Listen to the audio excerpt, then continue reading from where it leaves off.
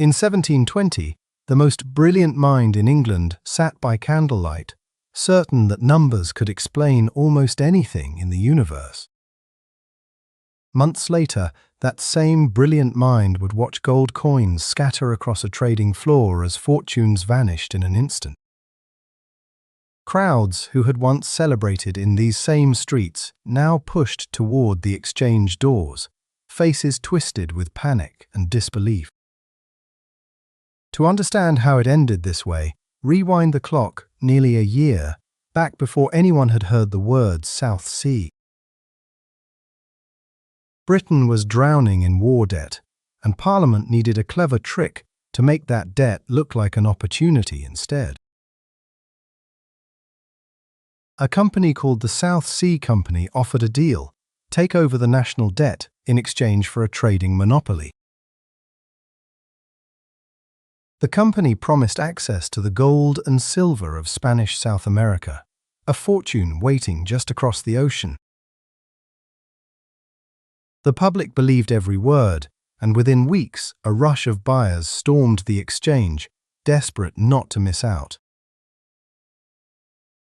A town crier announced Parliament's approval in the square, and the news spread through London faster than any coach could travel. Merchants, noblewomen, and servants alike stared toward the exchange, each imagining the same impossible fortune waiting for them there. Share prices climbed faster than anyone had predicted, the numbers rewriting themselves higher with every single passing week. Fine carriages now lined up beside simple merchant carts, every class of London society chasing the very same stock. Yet behind the excitement sat an almost empty warehouse. The company had barely shipped a single crate of real goods. The value kept swelling anyway, like a giant balloon bearing the company's name, held aloft by nothing but belief. By the summer of 1720, the bubble had reached its highest point in the century's financial history. Isaac Newton, master of the Royal Mint, decided he too would take a share of this remarkable rising fortune. His early shares doubled in value within months, and Newton allowed himself a rare, satisfied smile at his good judgment. Wisely, Newton sold, walking away with a clean profit while his broker counted out the gold coins owed to him. Newspapers kept shouting that prices were still climbing, and passers-by snatched up every copy to check the latest numbers. Newton watched from his study as reports of ever higher prices arrived, friends boasting of fresh fortunes made since he had sold. He recalculated the numbers on paper, and they looked absurd, yet the price kept climbing past every rational ceiling he drew. Colleagues at the Royal Society arrived in new carriages bought with South Sea profits, gently teasing him for selling too soon. Newton visited his broker again, pen hovering over the page, the pull of the still climbing graph overriding his own careful math. He reinvested, this time far larger than before, buying back into the very market he had wisely left months earlier. A ledger page now showed nearly his entire fortune riding on a single overheated stock, all in one basket.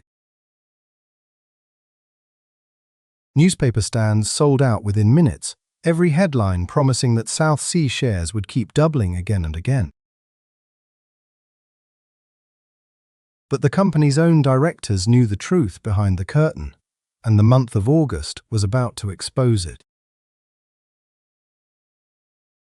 In August of 1720, South Sea stock peaked above £1,000 a share, the highest price it would ever reach.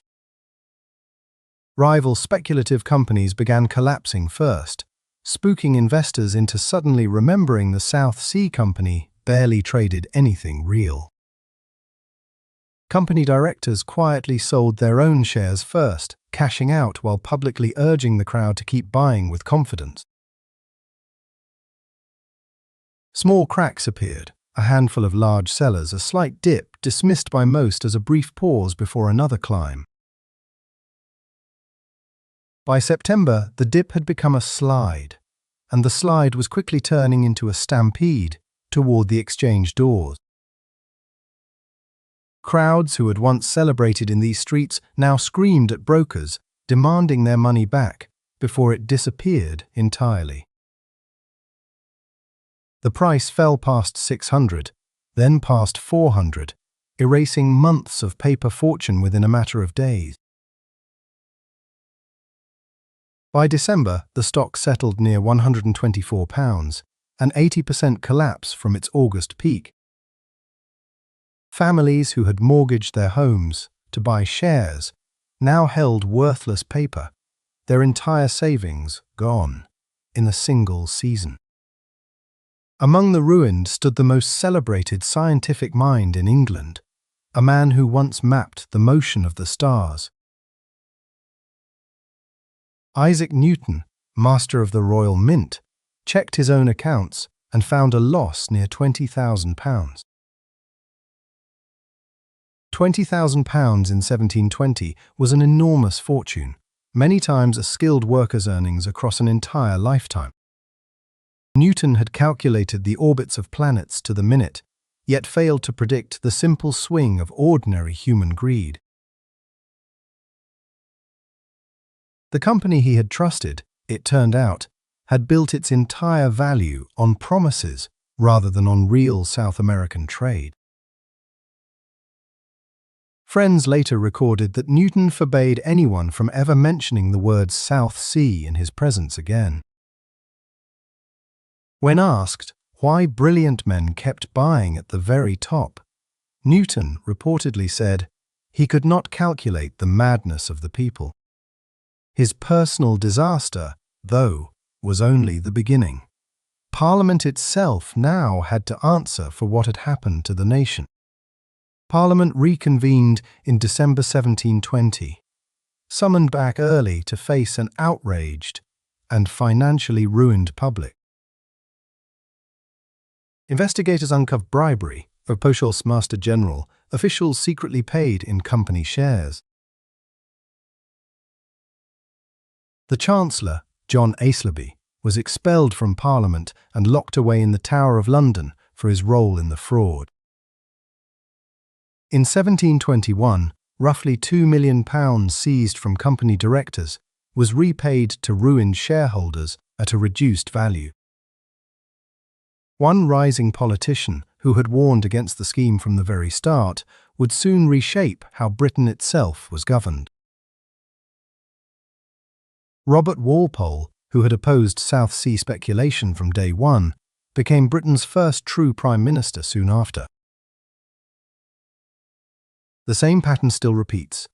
Dot-com stocks, housing prices, and today's speculative booms follow Newton's exact curve.